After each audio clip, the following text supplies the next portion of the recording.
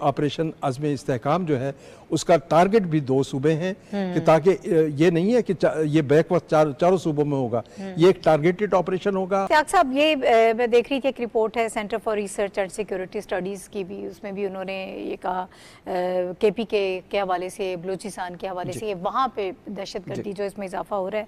तो इस ऑपरेशन का मकसद फिर ये समझा जाए कि गुज़श्ता 3 बरसों में के दौरान जो है कबायली जो इलाके हैं, ज़ाहिर है वो KPK का हिस्सा है, उसमें TTP जो है वो कंट्रोल हासिल करने की कोशिश करती रही है। वक्तन फ़वक्तन वो लोग अटैक करते हैं, फिर वापस चले जाते हैं और हमें पता है कि कहाँ वो वापस जाते हैं और कहाँ से उनको सपोर्ट मिलती है।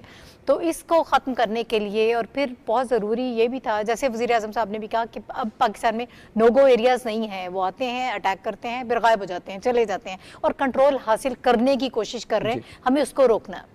अच्छा, इसमें मैं थोड़ी सी वजाहत करना चाहता हूँ। जैसे भी सर कह रहे थे ना कि टारगेटेड ऑपरेशन होगा जो सिर्फ KPK और बलूचिस्तान तक होगा।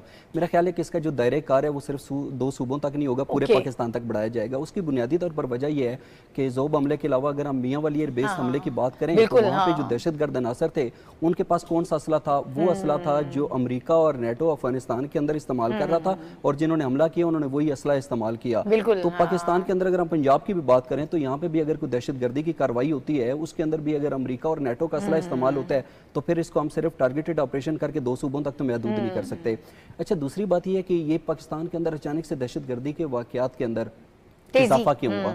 उसकी वजह यह है कि जब अफगानिस्तान के अंदर उनके साबिक सदूर थे हामिद करजई और अशरफ गनी, जब उनकी हुकूमत थी तो हम कहते थे कि अफगानिस्तान की खुफिया एजेंसी NDS और जो हिंदुस्तान की खुफिया एजेंसी रहा है इनका आपस में नेक्सस है, ये दहशतगर्दी की कार्रवाइयां कराते हैं। 60 से ज़ायद जो ट्रेनिंग कैंप्स थे वो हिंदुस्तान ने अफगानिस्तान के अंदर बनाए हुए थे।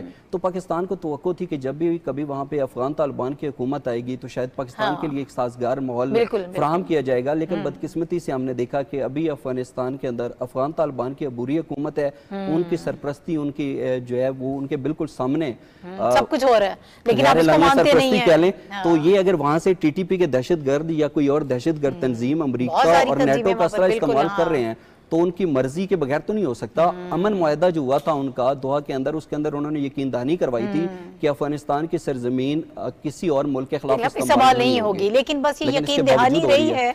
अभी मुझे एक ब्रेक लेनी है, ब्रेक के बाद आकर हम इसी पे बात करेंगे।